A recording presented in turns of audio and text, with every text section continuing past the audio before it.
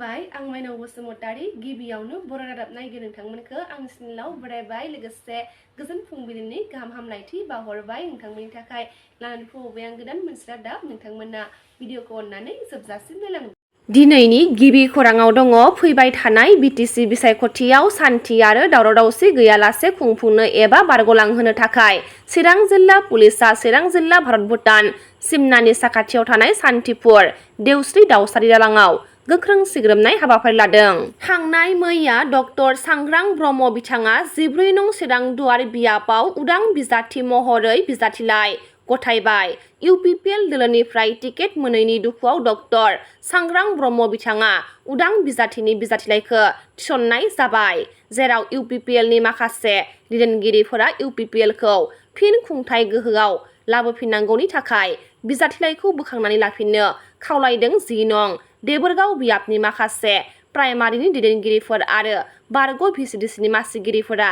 गुबुन फारसेथिं डक्टर सांग्रां ब्रह्म बिथाङा गावनि हास्थायनाय लुबैनायखौ मावफुंनो थाखाय दिनै उदां बिजाथि महरै गसंदों होनना बर' सावथुन मुलुगनि मुंदांखा फावखुंगुर फैला जे बरगयारी बिथाङा डक्टर सांग्रां ब्रह्म बिथांनि हेंथा बाथ्रा बुंथिनायखौ नुनो मोननाय जादों।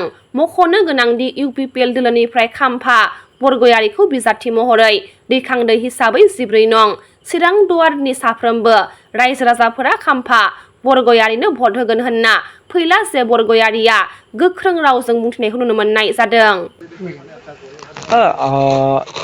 देबोरगाव आरो जितु 14 चिरां बेवहाय जोंनि इउपिपिएल दोलोनिनो दैदेनगिरि मानगोनां बिथां खाम्फा बरगयारी बिथाङा बिजाथि महरै गसंदों। जों फुल कनफिडेन्सजों बिथांनो बे मोननै समष्टियाव गेलेहोनो नागिरदों। बेखौनो बुंगोन दिनै बिथाङा बे मोननैबो समष्टियाव देरहानो थांगासिनो दं। दा बेखायनो आंनो बेखौनो बुंगोन जे बिथां खाम्फा बरगयारीया फैगौ समावहाय जोंनि बिटिआरनि फिन खनसेबाव आरोबाव सासे इएम जानो थांगासिनो दङ। थांनाय मैया पर्बतजरा बियाबनि बिपिएफनि बिजाथि मुनमुन ब्रह्म बिथांनि बिजाथिलाइ गथायनाय हाबाफारियाव बाहागो लानाय मिरु लाइमोन बिपिएफनि दैदेनगिरि कास्टम बसुमतारिया माखासे बाथ्राखौ खौरां बिजोंनि गेजेरजों फोरमायथिदों। पर्बतजरा समष्टिनि जोंनि बिपिएफनि केन्डिडेट आवगायनिनो एमसिएलए मानगोनां मुनमुन ब्रह्म आब' बिथाङा दिनै गावनि नमिनेसन पेपारखौ गथायनो फैदों आरो बे हाबाफारियावनो पर्बतजरा ओनसोलनि रायजो राजा बिथांमोनहा लोब बाहागो लादों। हाजार हाजार रायजो राजा बिथांमोनहा बाहागो लादों। गुबुन गुबुन जाथि हारि माहारिया मुनमुन ब्रह्म आब'खौ देरहाहोनो थाखाय बिथांमोना जानजि खाफ्राबाय आरो जों 100% सियर पर्बतजरा समष्टियाव जोङो एकदम मेजरिटि लानानै गोबां भट लानानै जोंनि बिपिएफनि केन्डिडेट मुनमुन ब्रह्म आब'आ देरहागोन आरो पर्बतजरा समष्टियाव बिपिएफखौ फेजेननो हानाय जेबो राजनीतिक दोलो गैया। जों देरहागोन आरो देरहानाया जोंहा 100% दिनै नमिनेसन पेपार गथायनाय हाबाफारियाव लोब रायजो राजा बिथांमोना बाहागो लादों आरो बेनिनो बिदिन्थि जे जोङो पर्बतजरा समष्टियाव बिपिएफआ देरहानाया 100% रोखा जानानै दङ। बाव कंग्रेसबो गेलेथों, बाव इउडिएफ गेलेथों, बाव बिजेपि गेलेथों, बाव गुबुन गुबुन राजनीतिक दोलोआ गेलेथों, इन्डिया डेम'क्रेटिक कान्ट्रि बयहाबो गेलेनो मोननाय मोनथाया दङ। नाथाय पर्बतजरानि रायजो राजानि गोरबो सिङाव नांगोल हाबजोबनानै दङ। बिथांमोननि गोरबो बिखा सब सिङाव मुनमुन ब्रह्म आब'आ हाबजोबनानै दङ। नांगोलनि अनगायै पर्बतजरानि रायजो राजाया जेखौबो सिनाया। मानोना दिनै पर्बतजराखौ साब डिभिजन बानायनाया, पर्बतजरायाव सिभिल एसडिअ बानायनाय, पर्बतजरायाव एसटिपिअ अफिस खालामनाय, पर्बतजराखौ साब डिभिजन खालामनाय, बे सब खामानिखौ मावदों होनबा मानाव गेदेर हाग्रामा महिलारि सार। ओंखायनो बिपिएफआ गोबां अबदान दङ, हाग्रामा महिलारि सारा गोबां अबदान दङ साब डिभिजन क्रिएट खालामनाय बे ओनसोलखौ जौगाहोनायाव। ओंखायनो पर्बतजरानि रायजो राजानि गोरबोआव साफ्रोमनावबो नांगोल आरो बिपिएफ मानाव गेदेर हाग्रामा महिलारि सारखौ मोजां मोनो। जोंनि बिपिएफनि केन्डिडेट पर्बतजरानि मुनमुन मेडामखौ मोजां मोनो आरो डेम'क्रेटिक हिसाबै गुबुन गुबुन दोलोफ्रा बाव बाहागो लायोब्लाबो जेबो एफेक्ट खालामनो हानाय नङा होननानै जोंहा फोथायनाय दङ। जोंहा गोबां समष्टियाव देरहासार जागोन, एबसुलेटलि मेजरिटि मोननानै मानाव गेदेर हाग्रामा महिलारि सारा सिफ जागोन। बिटिसिआव बिपिएफखौ फेजेननो हानाय जेबो राजखान्थि दोलोआ गैया। जोंहानो 1 नाम्बार मानाव गेदेर हाग्रामा महिलारि सारा बुंबाय थादों। बे खोथाया रोखा 22 तारिखनि उनाव जेला रिजाल्ट होगोन मानाव गिदिर हाग्रामा महिलारि सारा सिबजागोन बिपिएफआ हारसिंनो सरकार दागोन बे सैथो।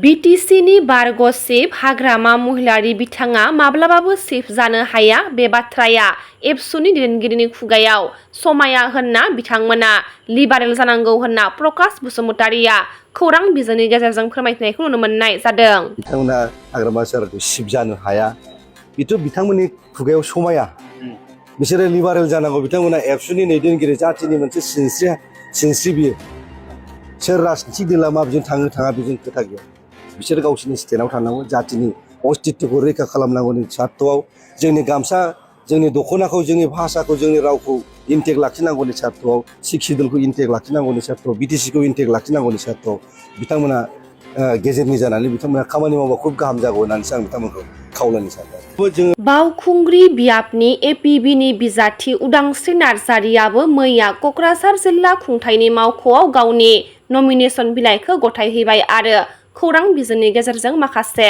बाथ्राखौ फोरमायथिदों।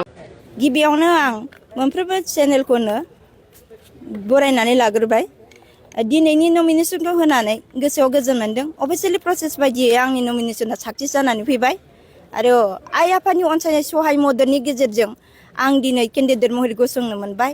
बावखुंग्रियाव थानाय जनजाति जेसेबांखिनि आइजो माहारि सृष्टि होनाय फिसा बिदा फंबाय आइ आफाया एकगद जानानै आंखौ अनसायनायनि गेजेरजों आं साक्सेस जानानै फैबाय आरो आंनि देरहासारगोनाबो आइ आफानि दोबै दोबै आंखौ अनसायनायनि गेजेरजों बियो फुरा रोखा देरहासारगोना। बावखुंग्रि बियाबखौ डनेसननिफ्राय माबायदि उद्धार खालामदों? आङो बिथाङा दि 22 बोसोर फासायलांबाय जे 22 बोसोर फासायनायाव 22 बोसोर फासायलांनायाव खुनु उन्नति जायासै। बाहाय जेसेबांनाखि 17 बोसोरनि सिगां जिबायदि हायेनारि हाजोआरि लामा दिनैसिमबो 22 बोसोर जानानै बारलांबाय खुनु जौगाथि उन्नतिनि फारसे बिथाङा मावलाङासै। बावखुंग्रि जनजातिनि आइजो माहारि सृष्टि होनाय फिसाफ्रा फिसा नङामोन नामा? दिनैसिमबो हाखर हाला हाब्रु दैजों गासोमनानै सोलोंसालि गेलेसालि हान्था मेला थासारियाव भुगिनांनो बिथाङा दिनखाना बेरे बेखायनो दिननि खाना महरै 22 बोसोरखौ बिथाङा बारहोलांबाय। खुनु गावजों नांथाबबाय थानाय बिदा फंबाय अनजाथाव फिसाफोरनि थाखायबो खुनु जौगाथिनि फारसे मावलाङासै। बेनिखायनो साफ्रोमबो बावखुंग्रि बासियाव थानाय जनजातिनि आइ आफा अनजाथाव फिसाफ्रा दोबै दोबै आंखौ अनसायफैदों आरो आइ आफानि अनसायनायनि फोरमानथियानो आंनि देरहासारनाया खाथां आरो बेबायदि फासायनाय गुबुनखौ दिनै जौगाथिनि फारसे खोथा होनानै जेबो मावलाङैनि सायाव आइ आफाया सोलायनायखौ लुबैबाय आरो बे 22 बोसोरनि नांगाल बोराया दिनै गुन सुबाय। बे गुन सुनाय नांगालखौ ट्राकआव बोजायहोनो जों आंनि सिम्बोला ट्राक बे ट्राकआव बोजायहोनो आइ आफाया रेडि जानानै दङ। रन्जित बसुमतारी फेरेंगा आदा बिथाङा चिरां दुवाराव जिबायदि हाहाकार सृष्टि होबोबाय आइ आफाखौ इभिकसन खालामहोनानै अनजाथाव गोरलै गोरलै फिसाफोरखौ बिराद गाज्रि कन्डिसन खालामबोदों। मन्दिर मस्जिद सिनायाखै बिथाङा इभिकसन खालामबोदों। बिनिखायनो आरला भगबान इसोरा बिथांखौ बावखुंग्रिथिं दाक्का मारि हरदों आरो चिरां दुवाराव बिथाङा जिबायदि हाहाकार सोमजिदों बै ओनसोलाव बिथांखौ अनसायाखै जायगा होआखै। बावखुंग्रियाव बिथाङा दा बिथा नागिरनो फैदों खिन्थु बावखुंग्रिनि आइ आफाया बिथांखौ जायगा होनाय नङा। बिथाङा पलिटिसिसो आरो बिथाङा जिबायदि गावनि बिदा फंबायखौनो सिनायाखै बाहाय बियो बावखुंग्रियाव थानाय जनजातिनि मा मावगोन। फेरेंगा दाउआ जेरै सोरांस्रियाव थिउ थिउ गाबो सोरांबा फुट बिरलाङो बेबायदिनो आइ आफाखौ फासायलांगोनखौ फुरा बावखुंग्रियाव जों थानाय जनजातिनि अनजाथाव फिसाफोर बिदा फंबाय आरो आइ आफाफ्रा दिनै डिसाइड खालामबाय गोथौ गोसोजों साननानै दिनैहाय आं बिखा फोदानबोनायाव सासे आइजो आरो बिमायानो दिनै बिखा फोदाननानै गसंफैबायबा बेयाव जों गासैबो मत बोसै होना युक्ति खौसेथिजों दिनै आंखौ सहाय मदद होदों आरो आंनि देरहासारगोनाबो आइ आफानि अनसायनायावनो फोरमाना नुजाथिबाय आरो 100% देरहाजों खौसेथि आरो मजबुत थायोबा रावबो डिभाइड खालामनो हाया। रायजोफोरनिफ्राय बावखुंग्रि बियाबाव बेसेबांसो मदद मोननो सानदों? आंनि मदद मोननाया दिनैसिबांहाय अवाकारानो 10,000निबो बांसिन दङ। होमबा बिसिनि बिसि फिसाखौ लानानै सानोबानि हिसाबखौ मोनो 20,000नि आबाव आं देरहागोना रोखा।